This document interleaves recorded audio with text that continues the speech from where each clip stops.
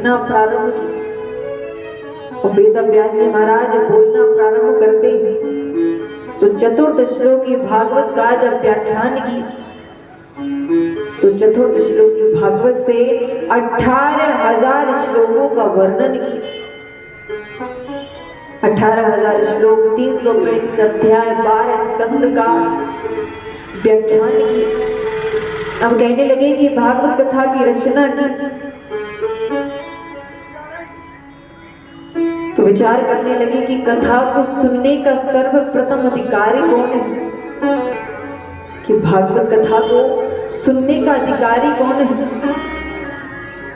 मन से आवाज आई कि कथा को सुनने का अधिकारी तो मेरा पुत्र शुकदेव है। शुकदेव को जब कथा सुनाई तो आकर कहने लगे पिताजी मुझे और सुनाइए, भगवान का स्वरूप कैसा था, भगवान कितने सुंदर। अब उस कथा को सुनने का अधिकारी तो वही है जिसके मन में काम क्रोध प्रवेश न हो। राजा जनक को संदेशा भिजवाया कि तुम्हें शुकदेव के काम और क्रोध की परीक्षा लेनी है।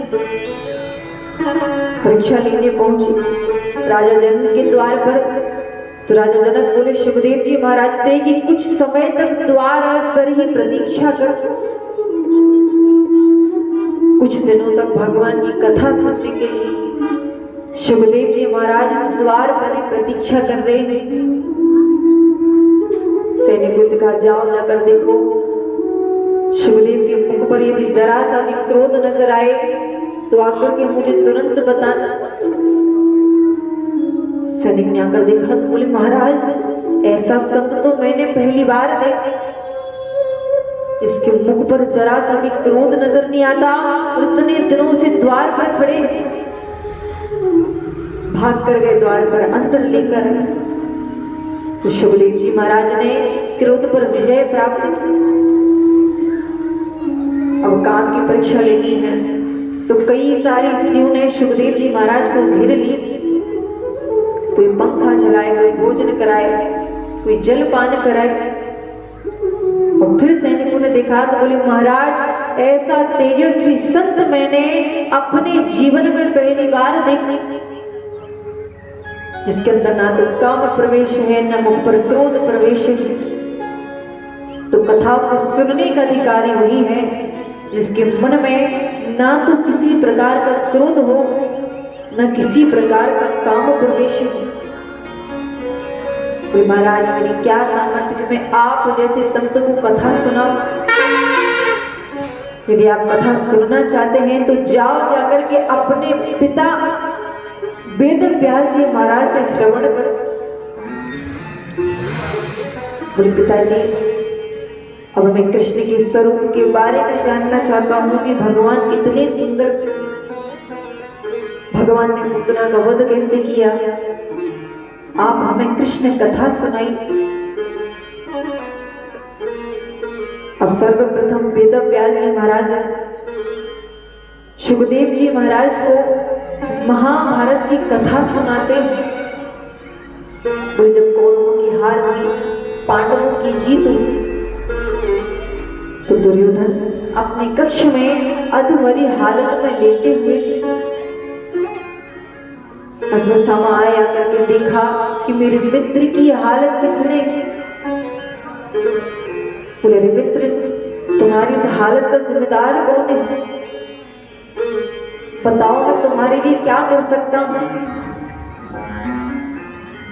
बोले मेरे लिए कुछ करना चाहते हो तो जाओ जाकर के 5 पांडवों के सिरों को काट करके मेरे सामने ले।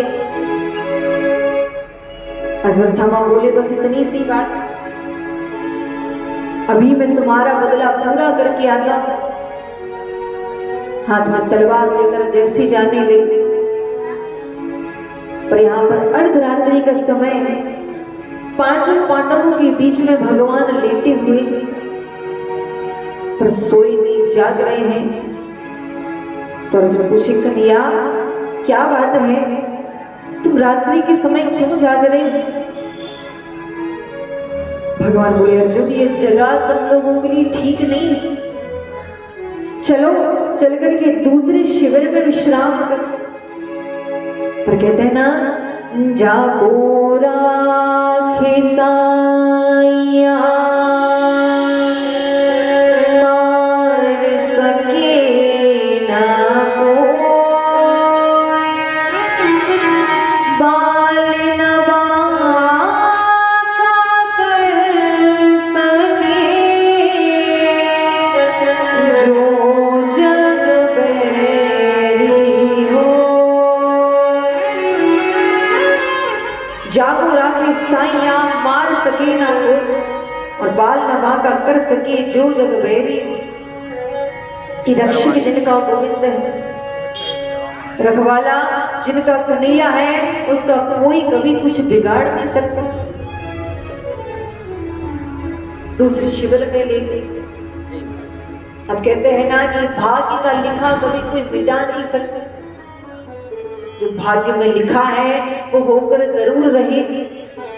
तो भगवान पांडवों को साथ ले गए, पर पांडवों के 5 पुत्र वहीं पर लेटे रहे।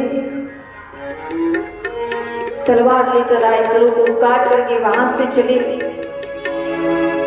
अब सिर को इसलिए काट कर ले गए कि हो सकता है कि दुर्योधन मेरी बात पर विश्वास न करे, तो उनको दिखाने ले जाऊंगा कि देखो मित्र, मैंने तुम्हारा बदला पूरा किया। तुम्हारे दुश्मनों के कटे हुए सिर में तुम्हारे सामने लेकर आए। और जैसे सिरों को लेकर गए, दुर्योधन ने जैसे पुत्रों को देखा तो चिल्लाकर बोले, मित्र ये तुमने क्या किया? अरे यही तो थे जो हमारे वंश में मेरे जाने के बाद हमको पानी देते। यही तो थे जो हमारे जाने के बाद हमारे वंश को पानी देते, लेकिन तुमने इनको भी मार दी। अब तो हमारे वंश की कोई गति नहीं रही। विलाप करते करते, रुदन करते करते दुर्योधन की मृत्यु हो गई। अब जरा सोचो उस माता के हृदय पर क्या बीत रही होगी, जिस माता के सामने 5 पुत्रों के सिर कटे हुए सामने लेटे। जैसे देखा द्रौपदी चिल्लाने लगी, अरे दुष्ट मेरे पुत्रों ने तेरा क्या बिगाड़ा था कि तूने इनको मार दी? अरे तो ये नादान थे, अबोध थे, ये तो कुछ जानते भी नहीं थे, तूने इनको भी मार दी। माताओं के पुत्रों को संतान में जरा सा भी कष्ट हो जाए तो माता के हृदय कांपने लगते, प्रार्थना करेगी, हे प्रभु जितना दुख देना है, जितनी कष्ट देना है, आप मेरे जीवन में सब कुछ लिख दो, पर मेरे पुत्र को ठीक कर दो। पर यहाँ पर तो द्रौपदी के सामने 5 पुत्रों के सिर कटे हुए सामने लेटे।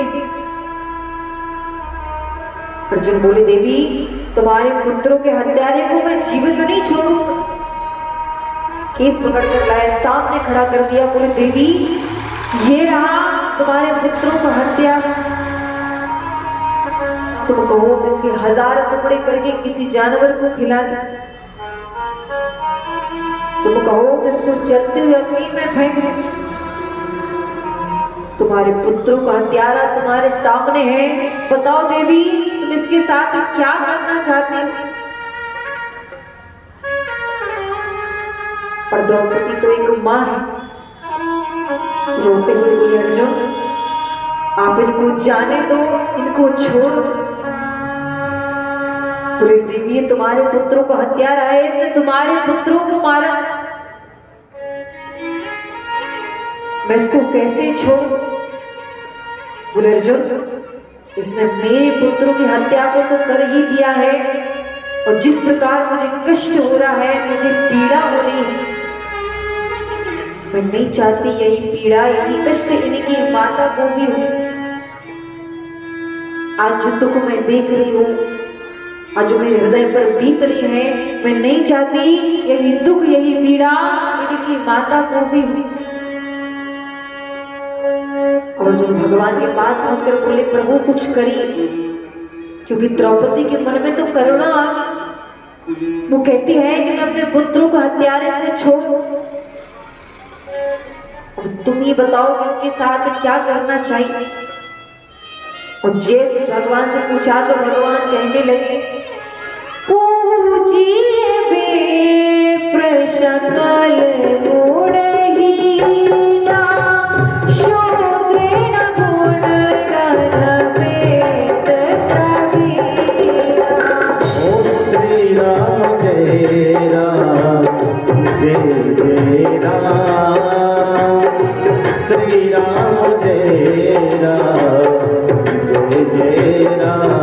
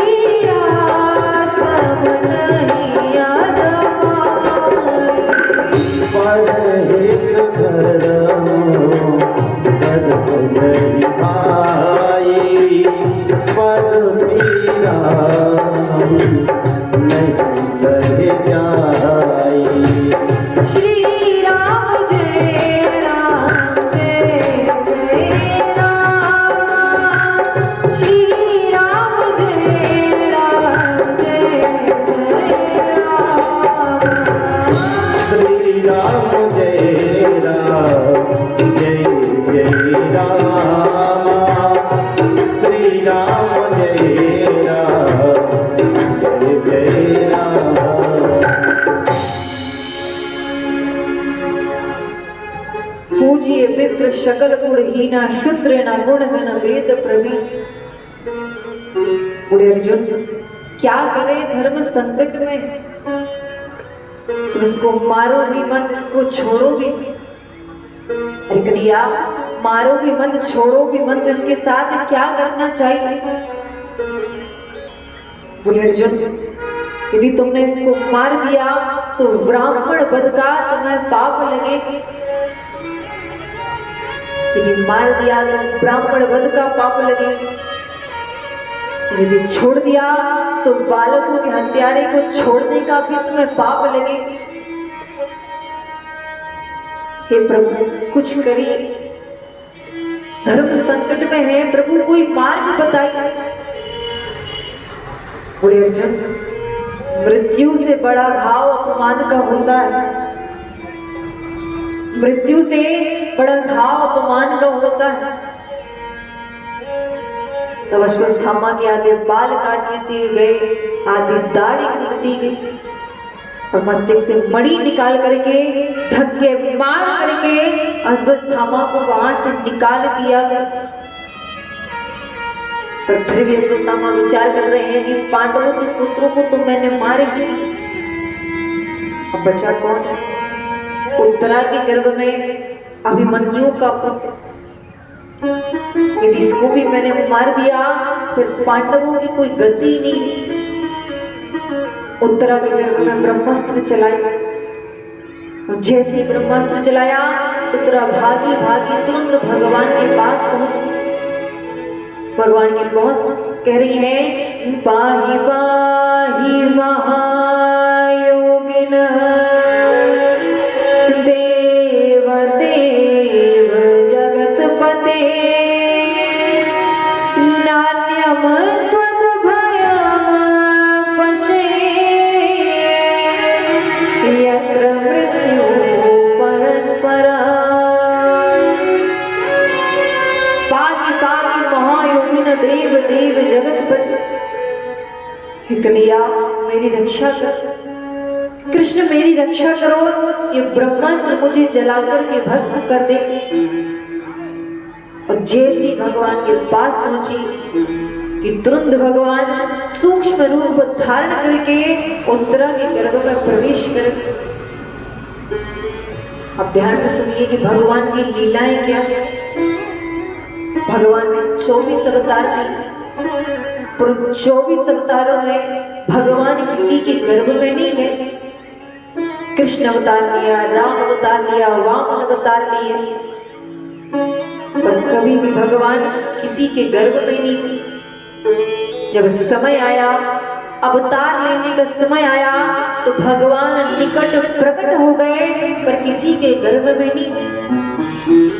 लेकिन आज अपने भक्त की रक्षा के लिए, भक्त की गर्भ की रक्षा के लिए भगवान उत्तरा के गर्भ में प्रवेश कर। तो कहते हैं ना कि भगवान इतने दयालु हैं, भगवान इतने कृपालु हैं। यदि कोई सच्चे मन से भगवान के पास रोते हुए पहुंच जाए, भगवान को पुकारे, तो भगवान स्वयं अपने नियमों को भी बदल देते हैं। प्रबल प्रेम के पाले पड़ कर प्रभु को नियम बदलते देखा, अपना मान टले टल जाए, पर भक्त का मान ना टलते देखा।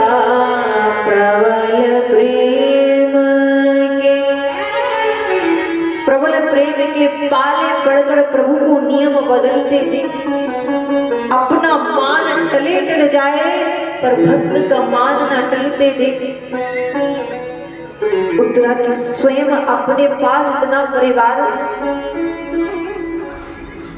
उत्तरा के पास स्वयं का अपना इतना परिवार था, पर उत्तरा जानती थी कि भगवान के अलावा मेरे इस जीवन में और कोई मदद नहीं करने वाला।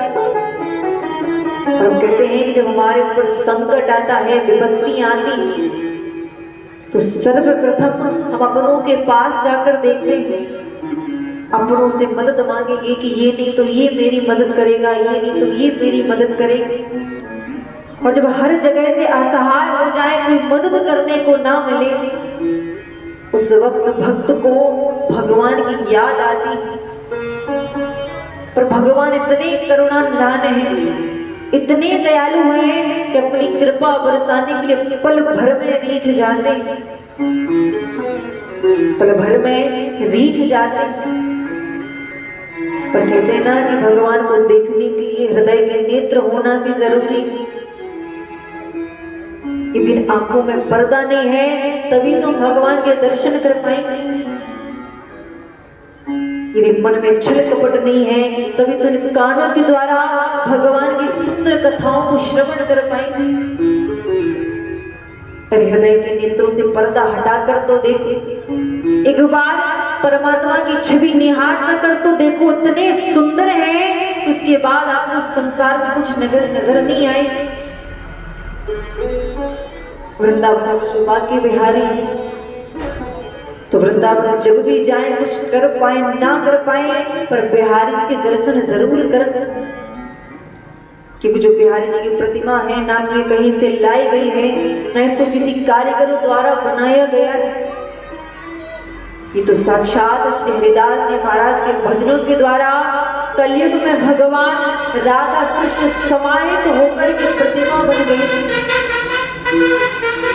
तो जब भी भक्त भगवान के दर्शन करने जाते और ये आंखें जब भगवान में लग जाती, तो उसके बाद उसको संसार में लौटने का मन नहीं करता। जरा पास बैठो है बाके बिहारी, जरा पास बैठो है बाके बिहारी, पलक में पिरो लो छवि में तिहारी, पलक में पिरो लो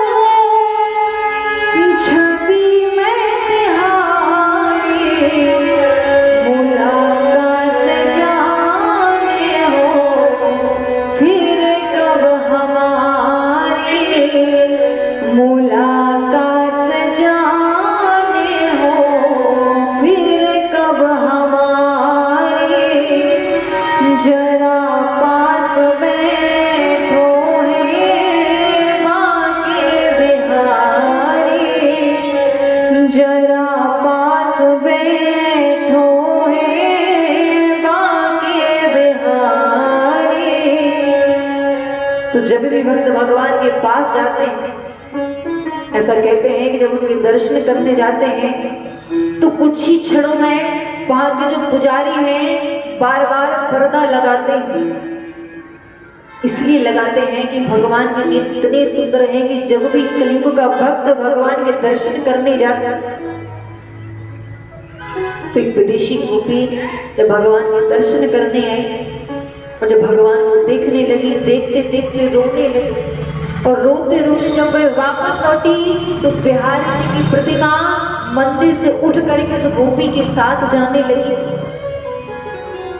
इसलिए वहां के जो पुजारी हैं बार बार मंदिर का पर्दा लगाते हैं कि किसी की नेत्र भगवान से लड़ ना जाए, भगवान को देख ना। यदि सच्चे नेत्रों से भगवान को देख लिया तो भगवान उस भक्त के साथ चले जाते हैं। संसार से मन हटाकर देखो, संसार से हृदय हटाकर देखो, और जब एक बार भगवान से अखियां लड़ गई, भगवान से नेत्र लड़ गए, उसके बाद आपको संसार में कुछ भी अच्छा नहीं लगे। मेरे सावरे सलोने राधा